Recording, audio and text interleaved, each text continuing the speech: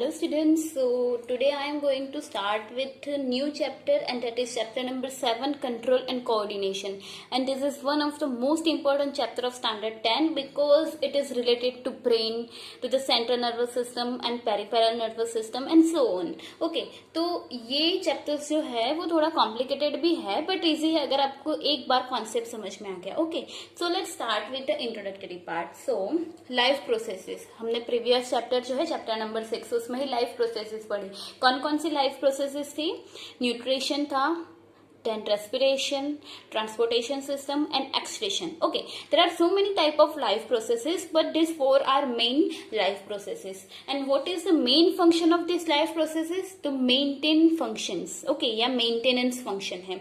maintenance function का मतलब क्या होता है कि अगर कोई भी living individual है, इधर वो human beings है, animals है या फिर प्लांट है, ठीक है ना, तो उनके जो भी सेल्स है, ऑर्गन्स है, उसके स्ट्रक्चर और फंक्शन को मेंटेन करने के लिए ये सारी लाइफ प्रोसेसेस होती है. ओके, सो मेंटेनेंस फंक्शन आपको समझ में आ गया. जैसे हम बोलते हैं कि हाँ, एवरी फ्यू मंथ्स आपकी जो बाइक होगी ना उसको आपको सर्विस करवानी पड़ेगी. तो सर्विस करवाना दैट मीन्स कि जो भी पार्ट बिगड़ गया है उसका मेंटेनेंस करवाना है. तो सेम कंडीशन है कि अपनी बॉडी में भी ये लाइफ प्रोसेसेस जो है ना वो मेंटेनेंस फंक्शन करती है. अभी कोई इंडिविजुअल जो है वो लाइफ है, वो आप कैसे प्रूव करोगे?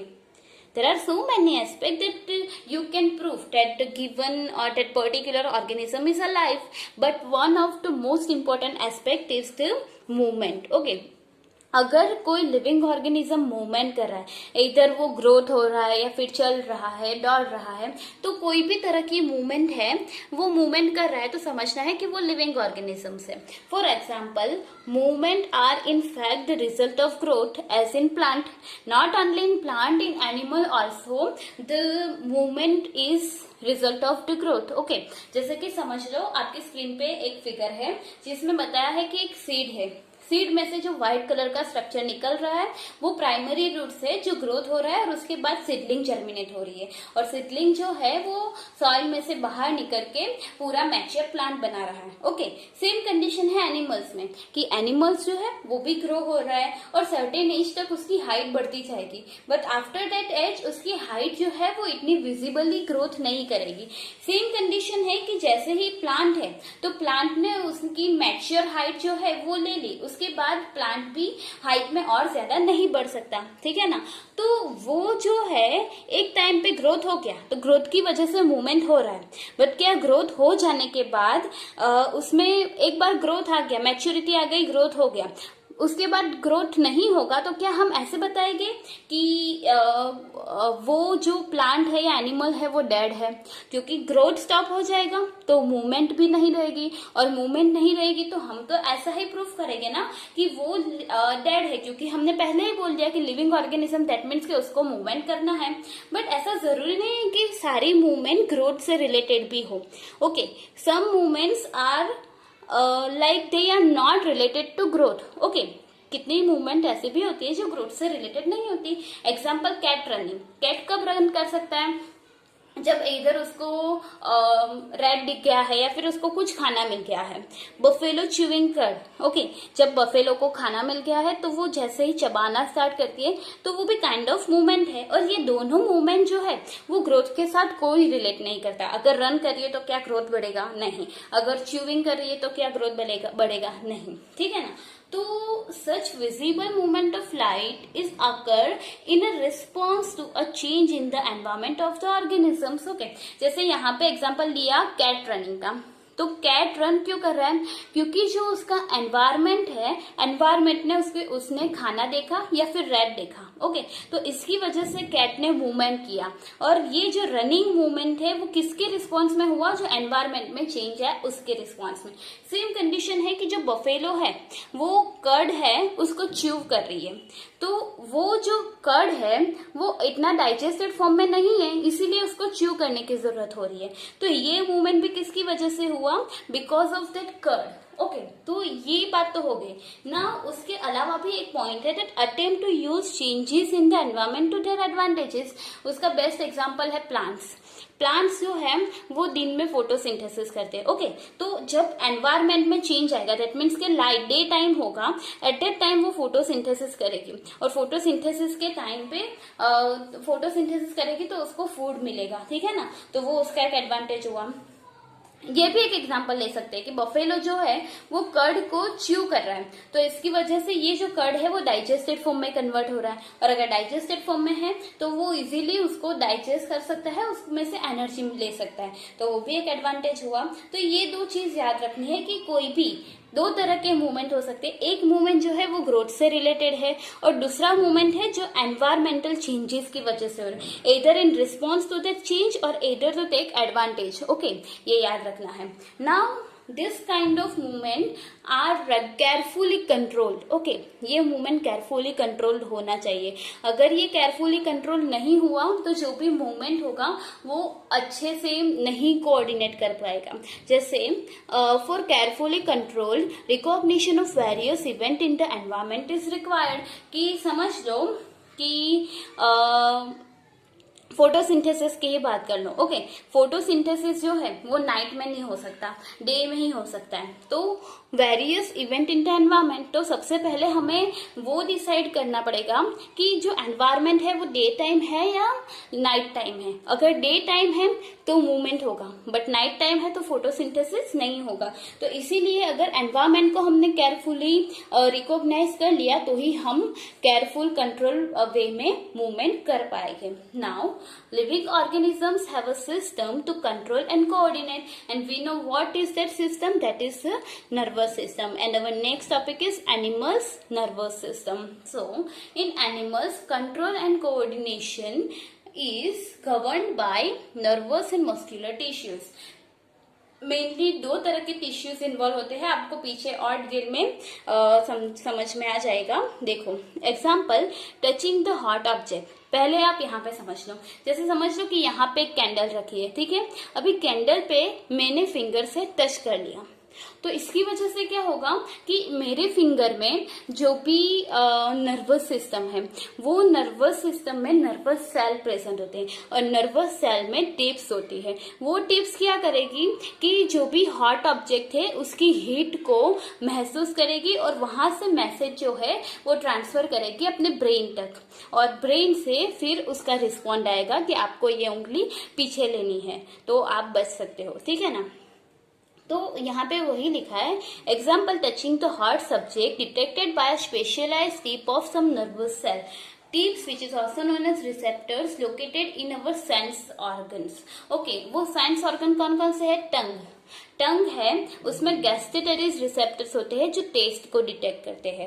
नोज जो है तो उसमें ऑल्फैक्टरी रिसेप्टर्स होते हैं जो स्मेल डिटेक्ट करते हैं, और इनर सेल्स होते हैं उसमें भी बहुत सारे रिसेप्टर्स होते हैं कि जिसकी वजह से हम डिफरेंट साउंड्स जो है उसको डिटेक्ट कर सकते हैं। तो ये सारे रिसेप्टर्स जो है वो एक्चुअली कहाँ प्रेजेंट हो गए? नर्वस सेल्स में प्रेजेंट हो गए, और नर्वस सेल की वजह से हम बहुत सारी चीजों का मैसेज जो है या इनपुट है उसको रीड करने के बाद उसका रिस्पॉन्ड कर सकते हैं। जैसे समझ लो कि टंग है, उसका काम है टेस्ट डिटेक्ट करना, मतलब उसमें जो भी नर्वस सेल्स है वो टेस्ट डिटेक्ट करती है। अगर मैंने स्वादिष्ट खाना खा लिया तो जो टेस्ट डिटेक्ट होगा वो अच्छा होगा, तो हमें मन करेगा कि और वो डिश खाए, ठीक है। बट अगर वो खाना अच्छा नहीं होगा, बुरा होगा टेस्ट में, तो हम जो टेस्ट डिटेक्ट करेंगे हमारा ब्रेन में वो जो मैसेज होगा वो रीड होगा, और फिर हमें पता चलेगा कि नहीं ये इसका टेस्ट अच्छा नहीं है, तो हम बहुत कम खाना खाएंगे। तो वैसे ही पूरा रिस्पॉन्ड होता है with the help of nervous system. Okay, so अभी तक हमने बहुत बार बोला कि नर्वस सेल है, नर्वस सेल की वजह से हमें मैसेज में इनपुट मिलता है, फिर आउटपुट मिलता है। So what is it nervous cell? Okay, so nervous cell को हम बोलते हैं न्यूरॉन्स। यहाँ पे ये जो स्ट्रक्चर दिखाया है वो एक्चुअली नर्वस सेल है, which is also known as neurons. तो नर्वस सेल या न्यूरॉन्स के स्ट्रक्चर में सबसे पहले आते हैं ये डेंड्राइटिस, और डेंड्राइटिस से एक सेल बॉडी बनती है, और सेल बॉडी के बीच में न्यूक्लियस होता है। फिर एक डेंड्राइटिस जो होता है वो बहुत एनलार्ज्ड होता है, जिसको हम बोलते हैं एक्सोन, और एक्सोन के बाद ये ब्रांच लाइक स्ट्रक्चर होता है जिसको हम बोलते हैं नर्व एंडिंग। ओके, तो जो ये न्यूरॉन का स्ट्रक्चर है वैसा ही न्यूरॉन का स्ट्रक्चर इसके नीचे एक और होगा, इसके नीचे एक और होगा। वैसे बहुत सारे न्यूरॉन्स एक दूसरे के साथ मिलके बनाते हैं नर्वस सिस्टम। अभी हमने बात किया कि उसको रिसेप्टर होते हैं। ओके, तो ये जो डेंड्राइटिस है वो एक्चुअली टिप या रिसेप्टर होते हैं। तो क्या होगा कि जैसे मैंने बताया कि अगर किसी हीट मतलब कि हॉट थिंग्स को टच हो गया, ठीक है, तो इसकी वजह से केमिकल प्रोसेस होगा। तो ये जो डेंड्राइटिस है वो केमिकल रिएक्शन से महसूस करेगा कि वो चीज जो है वो गर्म है या ठंडी है। उसके बाद ये जो केमिकल रिएक्शन है उसका कन्वर्जन होगा इलेक्ट्रिक इम्पल्स में। तो यहाँ पे केमिकल रिएक्शन होगा, उसके बाद ये जो सेल बॉडी में आएगा तब तक वो इलेक्ट्रिक इम्पल्स बन चुका होगा। उसके बाद फिर पूरे एक्सोन में वो इलेक्ट्रिक इम्पल्स जो है वो आगे बढ़ेगा और फिर जो है नर्व एंडिंग में जाएगा, और नर्व एंडिंग में जाने के बाद फिर से यहाँ तक तो पहुंच गया इलेक्ट्रिक इम्पल्स के थ्रू। अभी ये नर्व सेल से दूसरे नर्व सेल में जाना है तो वो कैसे जाएगा, क्योंकि ये नर्व सेल और दूसरा नर्व सेल कभी एक दूसरे से ज्वाइन नहीं होता। जैसे देखो मैंने यहाँ पे दिखाया है, एक नर्व सेल है, उसके नीचे दूसरा नर्व सेल है, बट दोनों के बीच में गैप है। तो ये जो गैप है उसको बोलते हैं सिनेप्स। अभी कैसा हुआ कि यहाँ पे केमिकल रिएक्शन हो गई, ठीक है, केमिकल रिएक्शन होने के बाद इलेक्ट्रिक इम्पल्स जनरेट हुआ, वो इलेक्ट्रिक इम्पल्स यहाँ से आगे पास हुआ, यहाँ तक आके एंड हो गया। अभी यहाँ से आगे पहुंचाना है तो उसके लिए सम केमिकल्स रिलीज होते हैं। तो वो केमिकल कैसे रिलीज हो गया, और देखो मैंने यहाँ पे लिखा भी है कि इंफॉर्मेशन ऊपर से मतलब कि डेंड्राइटिस से कलेक्ट होती है, फिर पास होती है पूरे एक्सोन के थ्रू और फिर आगे बढ़ती है। और at that time sets of chemical reaction creates an electric impulse, मतलब कि यहाँ पे जो केमिकल रिएक्शन होगी उसका कन्वर्शन किस में होगा, इलेक्ट्रिक इम्पल्स में। अभी यहाँ तक पहुंच गया, अभी यहाँ से दूसरे न्यूरॉन्स में जाना है और बीच में गैप है जिसको हम सिनेप्स बोलते हैं, ठीक है। तो यहाँ से तो इलेक्ट्रिक इम्पल्स पहुंच गया एंड तक, पर ये जो गैप है उसमें से वो इम्पल्स या मैसेज को आगे बढ़ाने के लिए केमिकल सिग्नल जनरेट करना होगा। तो फिर कैसी कंडीशन होगी कि स्क्रीन पे देखो, आपको एक फिगर बताई है कि ये जो ऊपर का न्यूरॉन है उसमें से some chemical molecules are released, और वो केमिकल मॉलिक्यूल्स नीचे जो न्यूरॉन्स है उसके ऊपर जो रिसेप्टर है वो रिसेप्टर वो न्यूरॉन को वो जो केमिकल है उसको एक्सेप्ट कर रहे हैं, और वो जो मैसेज है वो आगे बढ़ रहा है। वो मैसेज कब तक आगे बढ़ेगा, जब तक कि उसका रिस्पॉन्ड नहीं है। जैसे मैंने आपको बताया कि ब्रेन से वो रिस्पॉन्ड जा रहा है एक सेल की तरफ या एक स्किन की तरफ। तो जैसे समझ लो कि ये मस्कुलर सेल है, वहां पे रिस्पॉन्स हमें पहुंचाना है। तो फाइनली ये पूरे ऐसे बहुत सारे न्यूरॉन्स हो गए जिसमें से वो मैसेज पास होगा, इन्फॉर्मेशन पास होगी, एंड फाइनली वो मस्कुलर सेल्स और ग्लैंड्स तक पहुंच जाएगा जिसमें वो मैसेज को रिस्पॉन्ड करना है। Okay, next, nervous tissue organise network of nerve cells which is known as neurons. मतलब कि अगर एक, जैसे हमें पता है कि बहुत सारे सेल्स मिलके एक टिश्यू बनाते हैं, तो ये जो नर्वस सेल है या न्यूरॉन है, वैसे बहुत सारे न्यूरॉन मिलके, वो भी ऐसा नहीं है कि कोई भी कैसे भी अरेंजमेंट हो जाए, वो वेल ऑर्गेनाइज्ड होता है, और वो जो सेल्स जोड़ के बनाते हैं उसको बोलते हैं nervous tissues. Okay, so the next topic is what happens in reflex action. So first of all we have to understand what is reflex. So reflex is some sudden action in response to something in the environment. जैसे कि समझ लो कि ये जो ball pen है उसका जो point है वो एक नीडल है, और अगर नीडल के ऊपर, अगर मुझे नहीं पता है कि वहां पे नीडल है और मैंने ऐसे उंगली रख दिया तो मैं तुरंत ही वो उंगली को पीछे खींच लूंगी, ठीक है ना। तो वो सम सडन चेंज है, सडन एक्शन है। क्यों? क्योंकि एनवायरमेंट में कुछ ऐसा है कि उसके रिस्पॉन्ड में हमें सडनली एक्शन करना पड़ेगा। ओके, तो उसको हम बोलते हैं reflex. Now we do something without thinking about it और not under control of action. तो अगर कोई प्रोसेस इतनी फास्ट करनी है, ठीक है, तो उसके लिए हमें थिंक करने के लिए टाइम नहीं मिलता। तो वो थिंक करे बिना की कोई प्रोसेस होती है, या फिर जो भी रिएक्शंस होता है वो अंडर कंट्रोल नहीं होता है। ओके, तो ये चीज याद रखनी है कि रिफ्लेक्स दैट मीन्स की some sudden action in response to something in the environment. And second thing is कि वो जो रिफ्लेक्स है वो विदाउट थिंकिंग होता है और जो एक्शन होती है वो अंडर कंट्रोल नहीं होती है, क्योंकि हमने तो पहले ही बोला कि हमें कंट्रोल और कोऑर्डिनेशन करना पड़ेगा। बट रिफ्लेक्स जब भी इमरजेंसी में कुछ रिएक्शन होगी ना, तो हमें सोचने के लिए या कौन सी एक्शन करनी है उसके लिए हमें टाइम नहीं मिलेगा, ठीक है ना। तो यहाँ पे एक एग्जांपल दिया है, touching of flame is urgent and danger situation. जैसे कि मैंने आपको पहले ही बताया कि एक कैंडल रखी है, ठीक है, और कैंडल की फ्लेम जो है वो सडनली हमने टच कर ली, तो अगर हमने वो फिंगर जो है वहां से फ्लेम के ऊपर से नहीं हटाया तो फिंगर इधर वो जल सकती है या फिर और ज्यादा डैमेज हो सकता है, ठीक है ना। तो इसीलिए वो अर्जेंट एंड डेंजर सिचुएशन है, और उसका अगर हमने इमीडिएटली रिस्पॉन्ड नहीं किया तो यस डेफिनेटली कुछ ना कुछ प्रॉब्लम होगी। तो जो भी रिस्पॉन्ड होगा वो क्या होगा, मूव हैंड बैक, मतलब कि जो भी हमारी फिंगर है या हमारा हैंड जो फ्लेम के पास है उसको हम जल्दी से पीछे की तरफ खींच लेंगे। नाउ ये जो भी प्रोसेस होगी उसके लिए टाइम चाहिए। यहाँ पे दो सिचुएशन बताई है कि एक सिचुएशन है कि आप थिंक करते हो तो कैसी कंडीशन रहेगी, दूसरी सिचुएशन है कि आप थिंक नहीं करते हो जैसे कि रिफ्लेक्स में है तो कैसी कंडीशन है।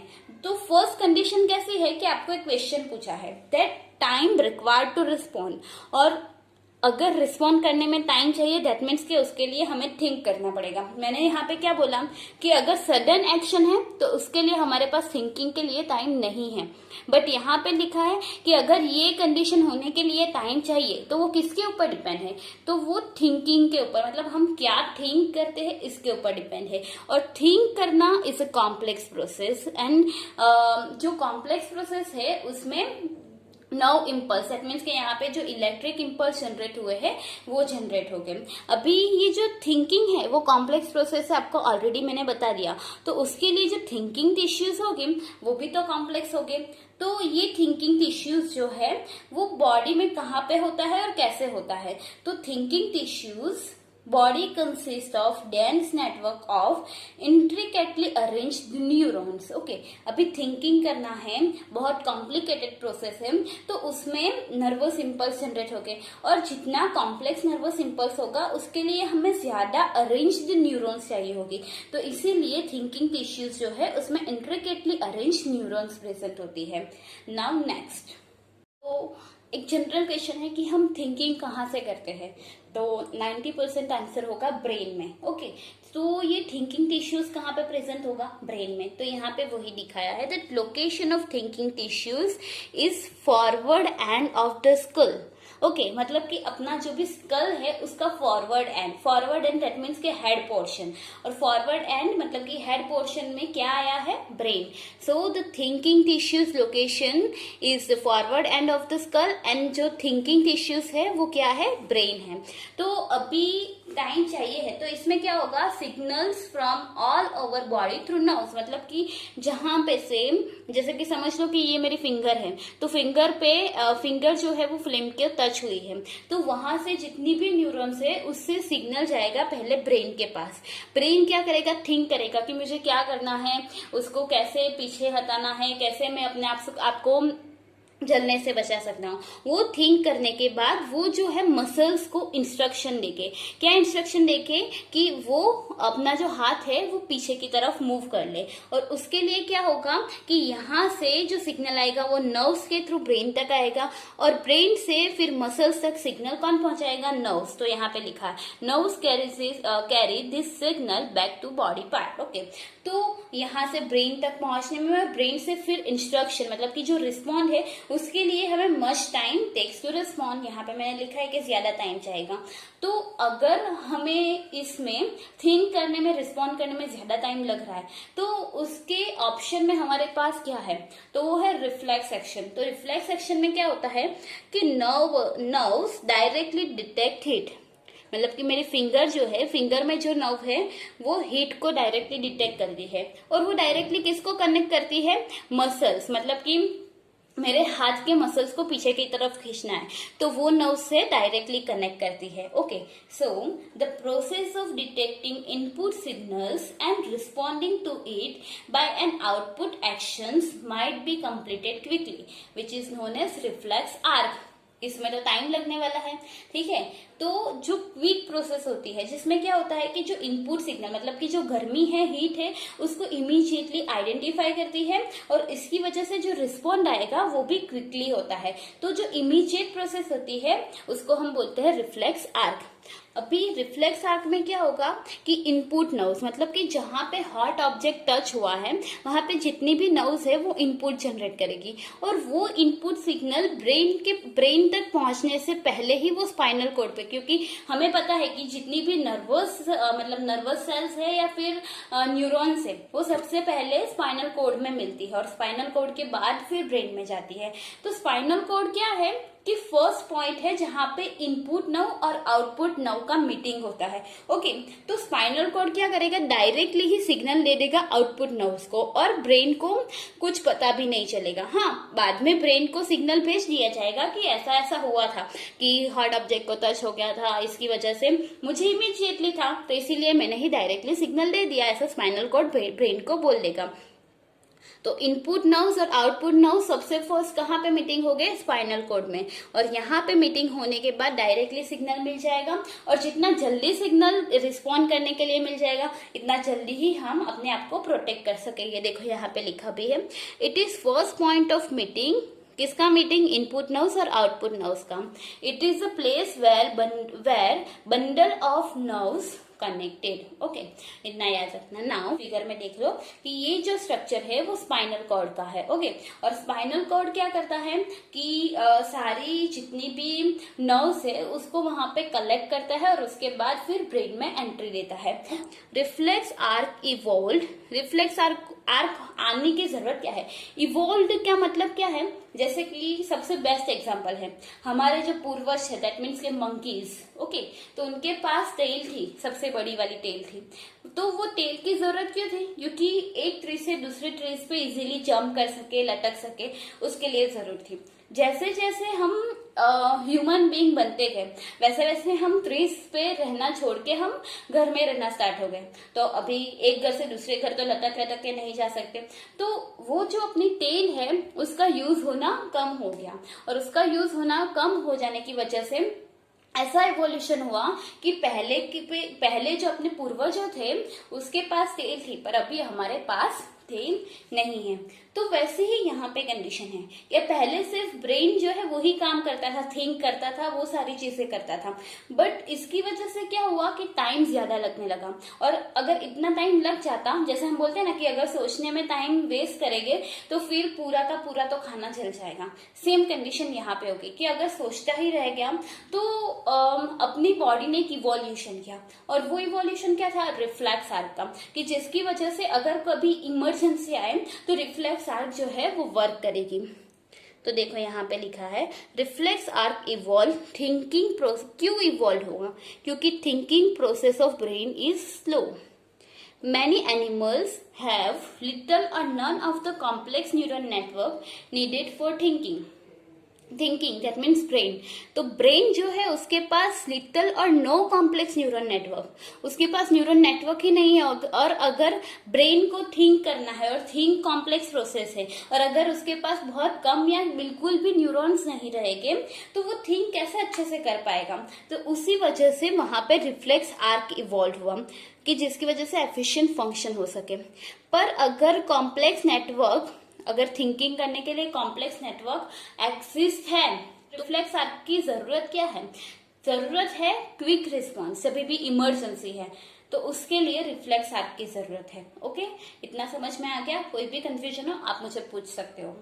ओके, नाउ आपकी स्क्रीन पे एक फिगर दिखाई दे रही होगी, वो फिगर और ये जो ड्रॉ किया है दोनों सेम है, बट जो मैंने ड्रॉ किया है वो सिंपल वे में है।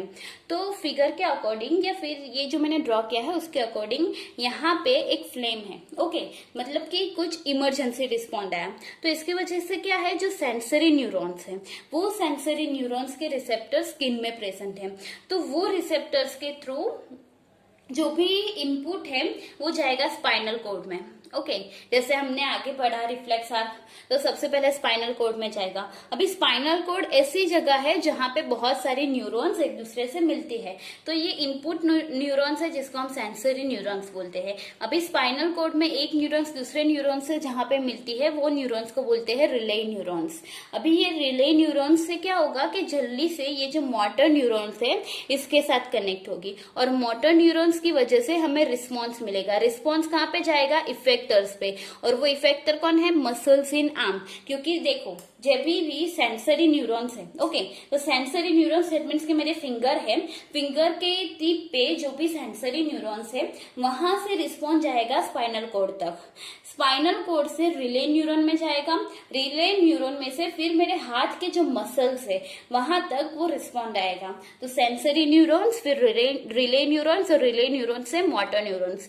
ना ये सेंसरी न्यूरॉन्स कहाँ पे प्रेजेंट है? तो स्किन में, और मोटर न्यूरॉन्स कहाँ पे प्रेजेंट है? मसल्स में। ओके, तो ये चीज याद रखना। और स्पाइनल कॉर्ड तक तो पहुंच गया, पहुंचने के बाद फिर वो बाद में ब्रेन तक तो मैसेज पहुंचा ही देगा। सेम कंडीशन यहाँ पे आपको फिगर में भी दिखाई है कि पीन जो है वो पीन की वजह से इमरजेंसी जनरेट हुई, और फिर कैसे सेंसरी न्यूरॉन से रिले न्यूरॉन से मोटर न्यूरॉन तक वो पूरा रिफ्लेक्स आर्क कंप्लीट होता है। ओके, सो अगर कुछ भी कंफ्यूजन हो आप मुझे पूछ सकते हैं। और हाँ, ये टॉपिक थोड़ा सा कंफ्यूजिंग है, मतलब कंफ्यूजिंग तो नहीं बोल सकती, बट हाँ इसके लिए आपको ज्यादा मेहनत करनी पड़ेगी। अगर एक बार समझ में ना आए तो दूसरी बार ये वीडियो देख लो, और अगर फिर भी समझ में नहीं आए तो आप मुझे कांटेक्ट कर सकते हो। Thank you so much.